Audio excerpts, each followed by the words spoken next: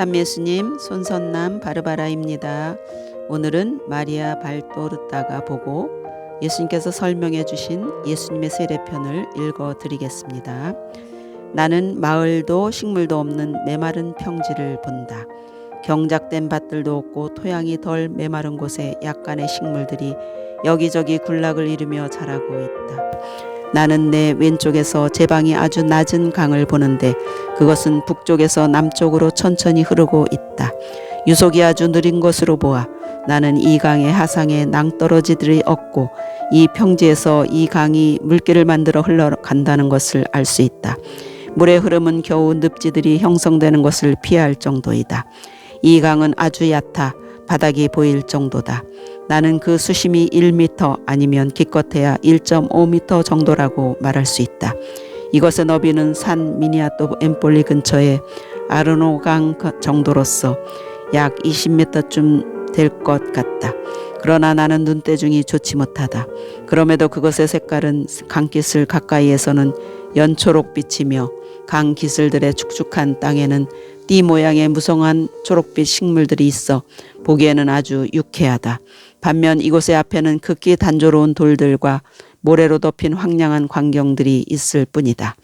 그 내적인 목소리는 내가 지금 요르단강 계곡을 보고 있다고 말해준다. 어쨌든 나는 요르단강 가까이에 있고 내 오른쪽의 황량한 벌판은 유다의 사막이다. 그러나 사막의 모래 언덕들은 없고 홍수 후에 충적토처럼 돌들과 돌 무더기들이 널려있는 메마른 땅이 있을 뿐이다. 그러나 요르단강 근처에는 트라시메노 호숫가에서 우리가 자주 느끼듯이 큰 평화, 특별하고 예외적인 무언가가 있다. 이곳은 날아다니는 천사들이나 천상의 목소리들에 대한 기억들로 충만한 것처럼 느껴지는 곳이다. 나는 내가 느끼는 것을 정확하게 묘사할 수 없다. 그러나 나는 내가 내 영혼과 대화하는 곳에 있다고 느낀다. 내가 이것들을 관찰하고 있는 동안에 나는 요르단강의 오른쪽에 많은 사람들이 모여 있는 것을 본다. 다양한 복장의 많은 사람들이다. 그중 일부는 서민들이고 일부는 부자들이며 바리사이들처럼 보이는 사람들도 있다. 그들의 튜닉이 술들로 장식되어 있는 것으로 보아 나는 그들이 바리사이들이라는 것을 알 수 있다. 그들 한가운데 한 남자가 바위 위에 서 있는데 나는 그를 처음 보지만 그가 세례자 요한이라는 것을 단박에 알아본다. 그는 군중에게 말하고 있는데 나는 그의 설교가 결코 부드럽지 않다는 것을 단언할 수 있다. 예수께서는 야고보와 요한을 천둥의 아들들이라고 부르셨다. 그렇다면 우리는 이 과격한 웅변가를 대체 뭐라고 불러야 할까? 세례자 요한은 벼락, 눈사태, 지진이라는 이름들과 어울릴 것 같은데 그만큼 그는 연설과 몸짓들에 있어 과격하고 준엄하다. 그는 메시아를 선포하고 모든 장애물들을 뿌리 뽑고 자기들의 생각을 바로잡아 그분의 오심을 위하여 그들의 마음을 준비하라고 사람들에게 권하고 있다. 그런데 그것은 격렬하고 거친 화법이다. 선구자는 예수께서 마음의 상처들을 치유하시는 데 사용하셨던 부드러운 손을 가지고 있지 않다. 그는 상처를 노출시키고 그것을 철저히 조사하여 무자비하게 잘라내는 의사 같다. 나는 예수께서 요르단 강변에 풀이 나 있고 그늘진 사면에 나 있는 오솔길을 따라오고 계시는 것을 본다. 이 오솔길은 도로라기보다는 오솔길이다.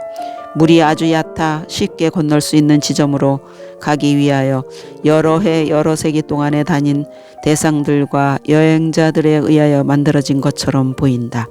그 오솔길은 강 건너편으로 이어진 다음 건너편 기슭의 초록빛 띠 속으로 시야에서 사라진다. 예수께서는 혼자이시다. 그분께서는 천천히 걸어서 앞으로 나아가 요한의 뒤에 이르신다. 그분께서는 소리 없이 다가가시며 마치 그분 자신도 세례를 받고 메시아의 오심을 위하여 정화되려고 요한에게 오는 많은 사람들 중에 한 사람인 것처럼 광야의 속죄자의 우레와 같은 목소리를 들으신다. 예수께서 다른 사람들과 구별되는 것은 아무것도 없다. 그분의 옷차림은 서민층의 옷이지만 그분의 몸가짐과 잘생긴 외모는 귀족처럼 보이신다. 그러나 그분을 군중과 구별하게 해주는 모종의 신성한 표지는 없다. 그런데도 요한은 그분에게서 발산되는 특별한 영성을 느끼는 것 같다. 그는 뒤돌아서고 즉시 그 발산의 근원을 알아본다. 그는 강단처럼 쓰던 바위에서 충동적으로 내려와 군중에게서 몇 미터 떨어진 곳에 멈추어 나무 줄기에 기대어 서 계시는 예수를 향하여 빨리 간다. 예수와 요한은 잠시 서로 응시한다. 예수께서는 그분의 몹시 다정한 파란 눈으로 바라보시고 요한은 대단히 엄격한 검고 반짝이는 눈으로 바라본다. 가까이서 보니 두 분의 모습은 완전히 정반대이다. 두 분 모두 다른 사람들보다 키가 큰데 그것이 그분들의 유일한 같은 점이고 나머지 모든 점에 있어 그분들은 너무나 대조적이다. 예수께서는 금발이시고 머리카락은 길고 단정하며 얼굴빛은 하얀 상아색이고 눈은 푸르고 옷은 수수하지만 위엄이 있다.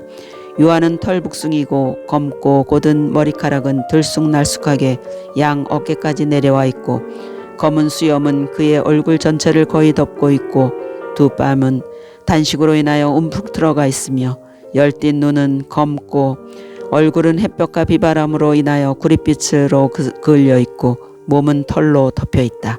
그는 가죽끈을 허리에 졸라맨 채 그의 야윈 옆구리들까지 내려오지만 그의 오른쪽은 덮지 않아 완전히 햇볕에 그을린 구릿빛의 맨살을 드러나게 하는 낙타털 가죽옷을 걸치고 있다. 두 분이 가까이 서 있으니 그들은 마치 야만인가 천사 같다. 요한은 그의 찌르는 듯한 눈으로 예수를 찬찬히 살피고 나서 부르짖는다. 여기 하느님의 어린 양이 계십니다. 주님께서 저에게 오시다니 어찌 된 일입니까? 예수께서는 조용히 대답하신다. 회개의 의식을 행하기 위해서 왔소. 나의 주님 결코 안 됩니다. 제가 거룩하게 되기 위하여 당신께로 가야 하는데 당신께서 저에게 오시다니요. 그러나 예수께서는 그분 앞에 머리를 숙이고 있는 요한의 머리에 한 손을 얹으신 채 대답하신다. 내가 원하는 대로 하시오. 그렇게 하여 모든 정의가 실현되고 당신의 의식이 더 높은 신비의 시작이 되게 하고 희생당할 자가 세상에 있다는 것이 알려지게 하시오. 요한은 눈물로 인하여 부드러워진 눈으로 그분을 응시하고 나서 앞장서서 강물을 향하여 간다. 예수께서는 겉옷과 무릎까지 내려오는 튜닉을 벗으시고 일종의 반바지만을 입고 요한이 앞서 들어가 있는 물로 내려가신다. 그는 자기의 허리띠에 매달려 있는 잔으로 강물을 떠서 예수의 머리에 부어 세례를 준다. 그것은 조개 껍데기나 반으로 쪼개 속을 파내고 말린 호박 같다. 예수께서는 참으로 어린 양이시다. 그분 몸의 하얀 피부색으로도 겸손한 몸가짐으로도 눈빛의 온유함으로도 그분께서는 어린 양이시다. 예수께서 강둑으로 올라와 옷을 입으신 다음에 기도에 집중해 계시는 동안에 요한은 군중에게 그분을 가리키며 하나님의 성령께서 자기에게 구속자라고 지목하는 틀릴 수 없는 표로 자기에게 알려주셔서 자기가 그분을 알아보았다고 증언한다. 그러나 나는 예수께서 기도하시는데 도치에 계셨기 때문에 강둑의 초록빛을 배경으로 한 그분의 빛나는 얼굴만을 볼 뿐이다. 예수께서 말씀하신다. 요한은 그 자신을 위해서는 아무런 표징도 필요하지 않았다. 자기 어머니의 태중에서 미리 성화된 그의 영혼은 만일 아담이 범죄하지 않았다면 모든 사람이 가졌을 초자연적인 지성의 관통을 가지고 있었다. 만일 사람이 은총, 무죄성, 자기의 창조주에 대한 충성을 보존하였다면 그는 외적인 모습을 통하여 하느님을 보았을 것이다. 창세기에서 하느님께서는 죄 없는 사람과 허물 없이 말씀하셨고 사람은 그분의 목소리를 듣고 기절하지 않았으며 목소리를 혼동 없이 식별하였다고 기록되어 있다. 아들이 자기 아버지를 보고 이해하는 것과 정확히 똑같이 하느님을 뵙고 이해하는 것이 사람의 운명이었다. 그러다가 사람이 죄를 지었고 그래서 그는 더 이상 감히 하느님을 바라보지 못하게 되었고 하느님을 뵙고 이해할 수 없게 되었다. 그래서 사람은 지금 점점 더 하느님을 보지 못하고 이해하지 못한다. 그러나 요한은 내 종형제 요한은 불임이었다가 임신하게 된 엘리사벳을 은총이 가득하신 분께서 다정하게 포옹했을 때 정화되었다. 작은 아기는 그녀의 태중에서 기뻐 뛰었다. 그는 마치 상처가 나을 때 그 상처에서 딱지가 떨어지듯이 죄의 딱지들이 자기의 영혼에서 떨어지는 것을 느꼈기 때문이다. 마리아를 구세주의 어머니로 만드셨던 성령께서 육화하신 구원에 살아있는 성막이신 마리아를 통하여 태어나려는 그 아기에 대한 그분의 구원 사업을 시작하셨던 것이다. 그 아기는 그의 핏줄보다도 사명으로 나와 결합하도록 정해져 있었다. 그 사명에 의해서 우리는 말을 표현하는 입술들과 같았다. 그는 복음과 순교 둘 다에 있어서 선구자였고 나는 나의 하느님으로서의 완전성으로 요한이 시작한 복음과 하느님의 율법을 지키기 위하여 당한 그의 순교를 완전하게 해주었다. 요한에게는 아무런 표징도 필요하지 않았다. 그러나 표징은 다른 사람들의 영혼의 어둠을 위하여 필요했다. 나는 세례를 받을 필요가 없었지만 하느님의 지혜는 우리의 만남의 순간과 방식을 선택하셨다. 그래서 그분께서는 요한을 그의 동굴에서 광야로 나오게 하시고 나를 내 집에서 나오게 하시어 그 시간에 우리를 결합시키신 다음 내 위에서 하늘을 여시고 사람들에게 세례를 주어야 할 그 위에 신성한 비둘기이신 그분 자신께서 내려오시고 이는 내 사랑하는 아들 내 마음에 드는 아들이다 라는 선언이 하늘로부터 내려와 들리게 하셨다. 그 선언은 천사의 목소리보다 더 강력했는데 그것은 내 아버지로부터 왔기 때문이다. 그렇게 하여 그분께서는 사람들이 나를 따르거나 따르지 않는 데 있어 변명하거나 의심하지 못하게 하시려는 것이었다. 그리스도의 공연들은 무수히 많았다. 그의 탄생 후 첫 번째 표징은 동방 박사들의 것이었고 두 번째는 성전에서였으며 세 번째는 요르단 강가에서였다. 그 다음에는 무수한 다른 표시들이 있는데 나는 그것들을 너에게 알려주겠다.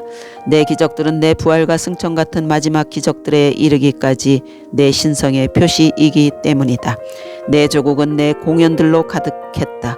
마치 사방에 뿌려진 씨앗들처럼 그것들은 모든 계층과 모든 장소에서 일어났다. 목자들, 권력자들, 학자들, 의심하는 사람들, 죄인들, 사제들, 통치자들, 어린이들, 군인들, 유다인들과 이교도들에게 말이다. 그리고 그것들은 지금도 일어나고 있다. 그러나 과거와 마찬가지로 세상은 그것을 받아들이지 않는다. 세상은 현재의 공연들을 받아들이지 않고 과거의 것들을 잊어버린다. 그래도 나는 포기하지 않을 것이다. 나는 너희를 구원하기 위하여 나에 대한 믿음을 가지도록 너희를 설득하기 위하여 같은 일들을 되풀이할 것이다. 마리아 발도르타, 너는 내가 하고 있는 것이 무엇인지 아느냐? 바꿔 말하면 너에게 복음을 보여줌으로써 내가 무엇을 하고 있는지 너는 아느냐? 이것은 사람들을 나에게 데려오려는 더 강력한 시도이다. 나는 내 복음서의 환시들을 포함하여 환시들을 사용할 것이고 그래서 나는 더 분명하게 복음서를 설명할 것이다. 나는 너에게는 그것들을 볼 수 있는 위안을 주고 모든 사람들에게는 나를 알기 원하는 가능성을 준다. 그런데 만일 그것이 소용없고 그래서 그들이 무정한 어린이들처럼 그 선물의 가치를 깨닫지 못하고 던져버린다면 너는 내 선물을 가진 채로 남아있을 것이고 그들은 내 의분을 가진 채로 남아있을 것이다. 나는 다시 한번 오래전의 질책을 반복할 수 있을 것이다. 너희를 위하여 피리를 불었는데 너희는 춤추지 않았고 애가를 불렀는데 너희는 울지 않았다. 회개하지 않는 사람들은 자기들의 머리 위에 뜨거운 숯불을 모아놓도록 버려두고 그들의 목자를 알려고 애쓰는 어린 양들 쪽으로 돌아서서 목자는 나 예수님이고 너는 그들을 나에게 데려오는 지팡이이다. 오늘은 여기까지 읽겠습니다. 동영상 아래쪽에 블로그 주소 클릭해서 더 읽으시면 좋겠지요. 감사합니다.